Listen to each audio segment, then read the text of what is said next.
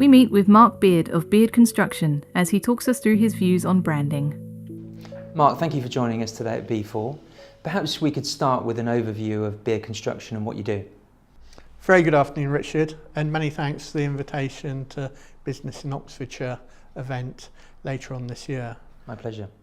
Beard, we're a construction company, building contractors. A lot of the work we do is in the education field.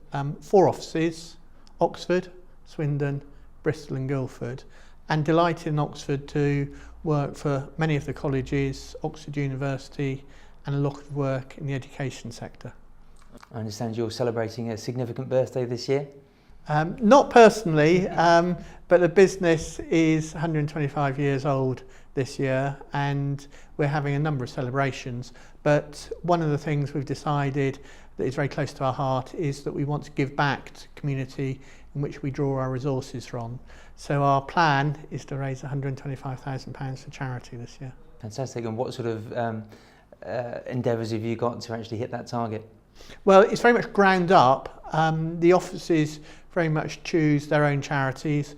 In Oxford, we're supporting Sobel House.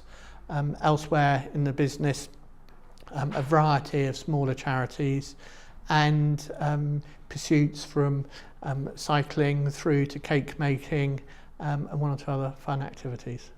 And going back to your core business, obviously we've had a fairly tumultuous 2016 with lots of events out of our control which have changed the landscape quite significantly. Venturing into London, you can always judge how healthy the economy is by the number of cranes on the skyline. How do you feel the economy is faring at the moment? I think the economy's done far better since the referendum than I feared. In the construction side of it, there's been a little bit of a downturn in London, but the regions have remained reasonably buoyant. Oxford's always a great place to be building, a lot of work going on, and we're particularly busy in Oxford, as well as being active across our other 3 offices. And you referenced Business in Oxford, which you've kindly agreed to speak at as one of our keynote guest speakers at the event later in May. Your Beard brand, which is recognisable on many signs throughout Oxford, I understand branding is your topic of choice to speak about at the event. Could you maybe give us some background about your speech and what you'll be talking about? I'm going to speak from very much a practical point of view rather than an agency point of view regarding brand, and really the core values that really make up a company and what one needs to do to make sure that the messages one gives out and the actions on the ground are very consistent, and that organisations you trade with can very much rely on you as a company, rely on your brand, and that's just as much your suppliers and employees as well as your customers. And how has your brand, your actual logo, evolved over time? Intriguingly, 10 years ago we went for a rebranding exercise, and prior to the current brand we were known for our orange cabins, our orange vans, and people knew us about that but didn't particularly like us, and the brand was perceived to be a little bit old-fashioned, and what we had delivered tended to be perceived in a better way than the brand. And now hopefully both the visual brand and what we deliver on the ground is consistent.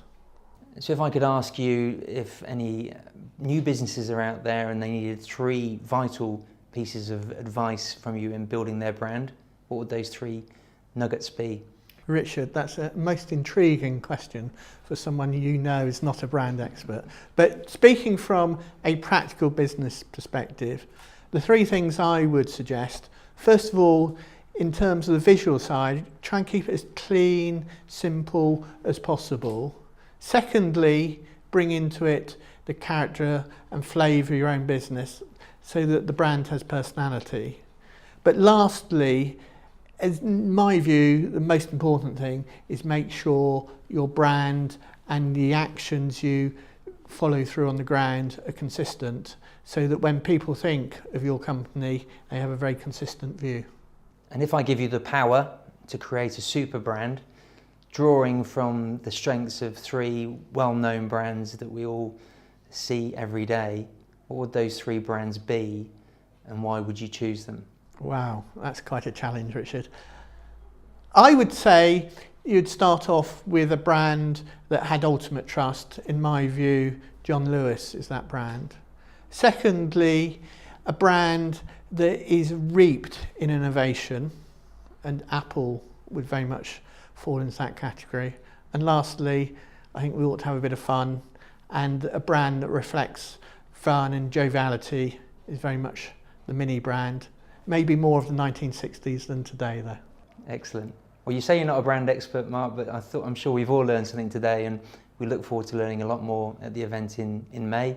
Thank you for your time, and we hope to see you soon. It's been a pleasure.